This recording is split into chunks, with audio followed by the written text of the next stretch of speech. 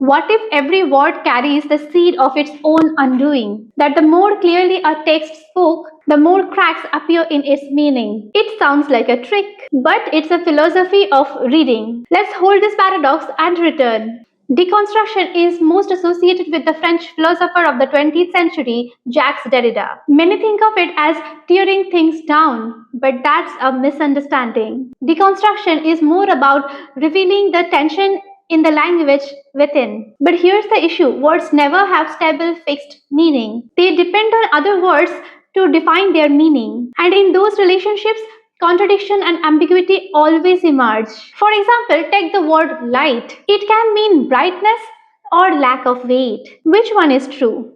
Language is full of this kind of slippery moments. Derrida argues that texts don't have a single authoritative meaning. Instead, they are made of layers of interpretations, hidden assumptions, and silent alternatives. When you deconstruct a text, you look for these tensions, for the places where the text says one thing but unintentionally reveals another. But why does this matter? Because it challenges authority. Laws, literature, even philosophy often pretend to be clear, solid. Deconstruction shows us that meaning is never final, that every text is open for reinterpretation. It does not destroy meaning, it multiplies it. In literature, it frees the reader to see what lies beneath the surface. In politics, it reveals the hidden power structures in supposedly neutral language. And in philosophy, it reminds us that truth is never simply given. It is always constructed. So back to that opening puzzle. Every word contains their own undoing. Deconstruction does not silence meaning. It shows us that meaning is